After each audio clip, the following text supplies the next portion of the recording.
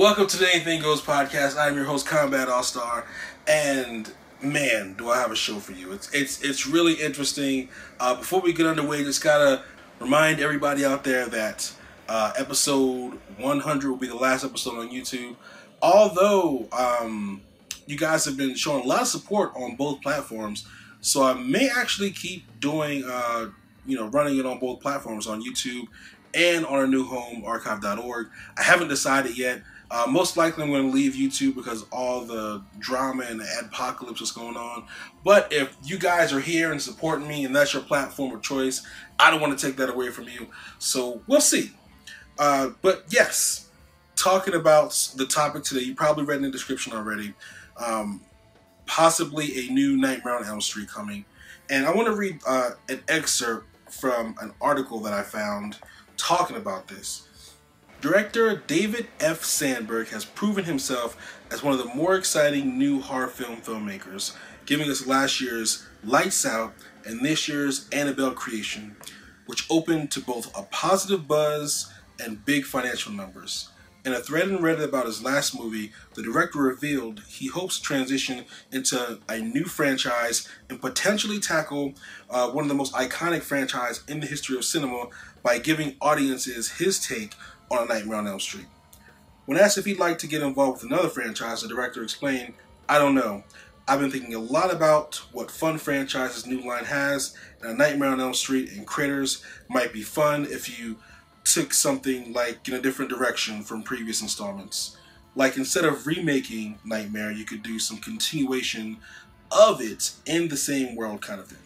So that was his quote, and that's an article from Pop Culture, and I'll actually post that down in the description below so you guys can read the full article if you are interested.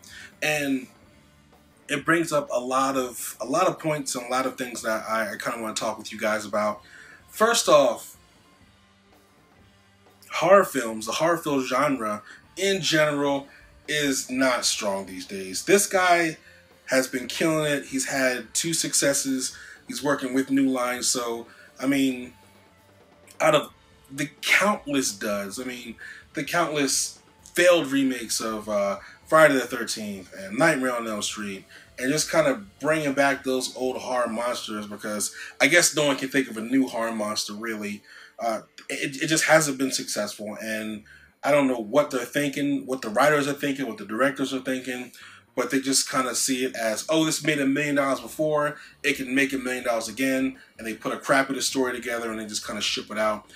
And it shows. It shows because the movies suck, the stories suck, the writing sucks, and the acting is subpar. Because, I mean, come on, who wants to act in these horror movies? They're just god awful. So it hasn't been good. I'll say that. We all know that it hasn't been good. But this guy is a really big success. He seems like he's a really big guy who's really into horror, and guy who's a real fan of horror. So I am interested for him to take the reins of something like A Nightmare on Elm Street and see where it goes.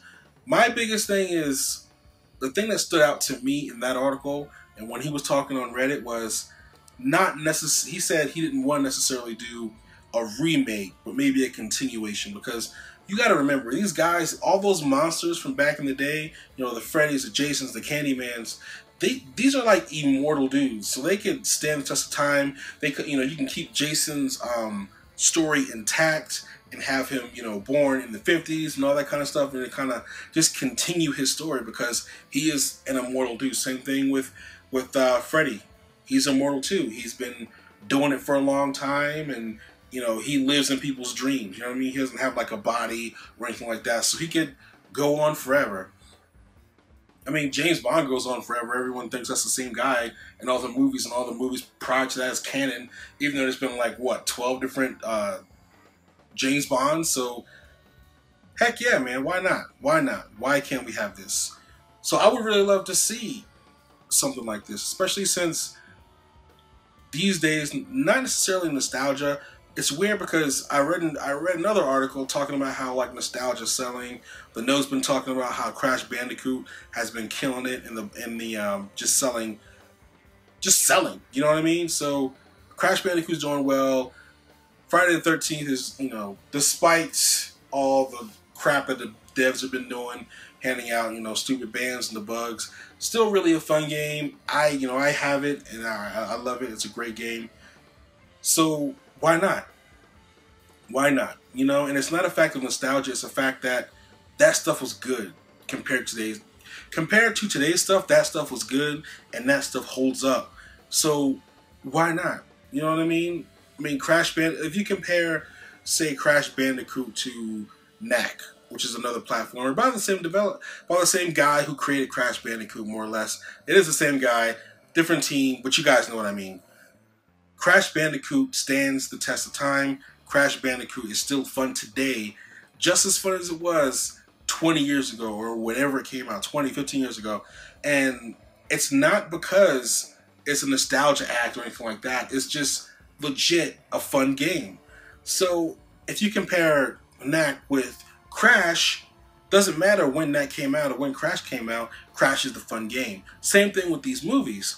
You got all these old horror movies and these horror bad guys, Child's Play, Chucky,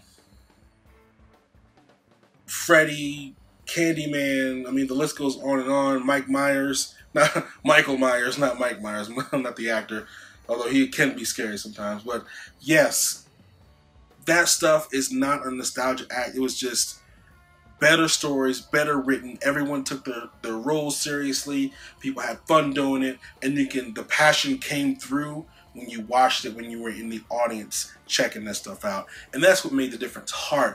It wasn't about money or having a franchise or how many movies can we pump out like Transformers. It was about the heart, people who care about the story, writing the story, people who were acting, caring about it, people who are directing, actually caring about the shots that they get and the emotion that they pulled out of the actors and the you know, directors of photography going in there and doing the best they can to get the best camera angles to explain and tell that story. So it was a labor of love. It wasn't a nostalgia act. It wasn't, you know, things were just better back in the day. No, I mean, well, I guess so, but it was because the love was there. You know, it wasn't. The industry today wasn't as big as it used to be, but it didn't have to be. You know what I mean? You have people like George Lucas building models and everything and doing what he loved to do, like a, you know, kid in the candy store. And it was about the story. It was about the characters. It was about the love. And that's what we need today. That's what makes a good story. That's what makes a good movie, a good game. I mean, anything that's good, any kind of media that you consume, what makes it good is the love put into it by the people who have worked on it. That's why, I know you guys are probably going to hate me out there, but that's why Friday the 13th, the video game, is such a success, because you have the people who, the guy who invented Jason, you know, the guy who created Jason is working on this. The guy who played Jason is mocapping Jason. The guy who did the music for the first couple of films is doing the music for the video game. It's a labor of love. It's a continuation of the work that they set the foundation for. That's why it's a success. That's why every time I pick up that controller and I jump into the game and I have such a good time, because it feels like I am playing a Friday the 13th movie. Not because next-gen graphics and 60 frames a second and all that crap, because it's a stylistic game, so it's not like hyper-real or anything, but it doesn't need to be. It doesn't need to be. All it needs to do is have the essence, have the soul of the franchise. And it does, because you have the people that cared about the franchise, that laid the foundation for the franchise, that was the architect for the franchise working on this, and clearly they love the franchise, and it shows through the game, through the gameplay, through the mechanics, the ideas that they had, how Jason travels, what each camp counselor can do, their strengths, their weaknesses, the archetypes, all of the counselors. It all goes into the game, and it shows. So if they can have that type of love for, you know, the game, the people who created the original movie, and this guy has the same type of love for, say, Nightmare on Elm Street, because that's the franchise he brought up, why can't we do that? Why can't we have, like he said, a continuation of A Nightmare on Elm Street? Screw that, you know, the 2000 and whatever the heck reboot that was. I think it was maybe 8 or 9 or whatever the heck it was. Screw that reboot. Act like it didn't happen. Continue from the last Nightmare on Elm Street. Or no, continue from Freddy vs. Jason. Perfect. If they would just pick up and continue from Freddy vs. Jason for Jason and Freddy franchise, have that be the jump off point where you can kind of set these on their way like I think it should have been intended in the first place. I mean, even how it ended, you know, Jason coming up with Freddy's head and then Freddy winking like, you know, Jason was still in the dream. So there's so much to be left open. So after that, they could, I mean, the whole point of the movie was for, you know, Freddy to have Jason go kill on Elm Street so people can remember him. So now the kids on Elm Street remember Freddy, so he's strong enough so you can use that as a launching pad for Nightmare on Elm Street and just continue the movie. Same thing with Jason. A new Friday the 13th would be great. Use that as a launching pad. Everyone knows Jason was killing again back in Crystal Lake. You know, it could send shockwaves through New Jersey, Crystal Lake, you know, that whole county or whatever. And, you know, maybe see Old Man Tommy show up or something. It's a great jumping pad, launching pad for both franchises. So why not use it? Why not, you know, do what this guy was saying, you know, do a continuation, not a reboot. Just kind of continue the story and let it be its own thing. I think it'd be great. I really would love to see something like that. Even though this guy's done a great job with his horror movies, I'm not really a fan of the new horror movies that have come out. I haven't seen Lights Out, and I haven't seen Annabelle Creation, nor will I see Annabelle Creation. But, I mean, I have faith. If David Sandberg is doing a great job, he's making money for New Line, then why not?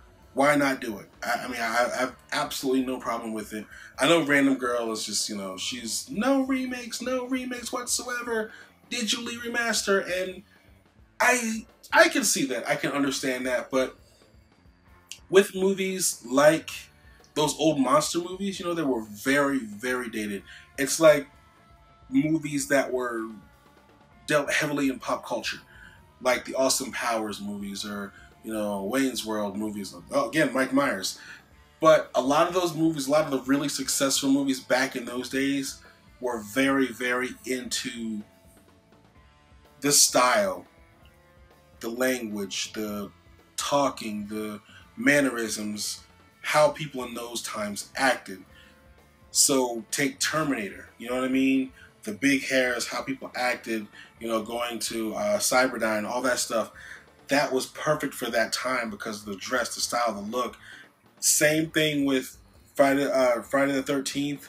Same thing with Nightmare on Elm Street. It was very, very dated. You know what I mean? So if we could put that in this time set with a continuation will work, not a reboot, but just kind of continuing the story. People still go to camps. People still go to sleep. There should be no reason why we can't do this. And I would personally love to see it. And some things, you know, some things you shouldn't touch, but I feel like a digital remaster, like, you know, what Random Girl was kind of saying, wouldn't make too much sense. It'd still be a great movie because they still hold up, but it'd be a little weird for, you know, let's say some 15-year-old checking out the new Friday the 13th and the new Nightmare on Elm Street, and, you know, people are rocking the big poofy hair and all kinds of weird colors and all that stuff. So maybe they do it for like a DVD box set or something. But in theaters, I don't think it's necessary, especially since people like me who've grown up watching that stuff would totally buy a digital remastered version of that stuff. I mean, I love all those old movies. I mean, I still got the Warriors. I have all the Rockies. I mean, I'm totally into that, but I don't know if I would go to a theater to see it. I'd rather own it and watch it as many times as I want. So maybe if they go that route with a digital remaster instead of re-releasing it in theaters, but definitely a continuation going in theaters, and I think it'd be great. But anyway, you guys have heard me ramble on long enough about this. I think it's really cool that this guy is finally got a successful horror film dude who knows how to do it and is a fan of the craft, and he wants to take on something like a Nightmare on Elm Street. So what do you guys think about it? I know it's kind of been done to death, but these characters will not die. I mean, they showed up in Mortal Kombat. You know, Freddy and Jason have both showed up in Mortal Kombat. Leatherface has showed up in Mortal Kombat. So I mean, these guys, and they're like the most downloaded things. You know what I mean? So obviously, these characters stand the test of time. They won't die. They need some more movies. So that's my personal opinion. But like I said, what do you guys think? I want to know what you guys think. What's your opinion on it? And what monster would you like to see come back? This guy's just talking about Nightmare on Elm Street, but there were so many iconic monsters. You know what I mean? Like, who would you want to see? Do you want to see Michael Myers come back? Do you want to see Candyman come back? Do you want to see the Reanimator come back? Another Critters movie, perhaps? What would you like to see? What movie monster would you like to see come back and rule the day? And not like some cheesy remake or something like that, but you know, if a really good director was behind it and they just did a smash mouth job, what movie monster would you like to see come back? So anyway, as always, guys, like, subscribe, share. Let me know what you guys think. Always like conversating with you guys on Facebook and Twitter. And until next time, so long.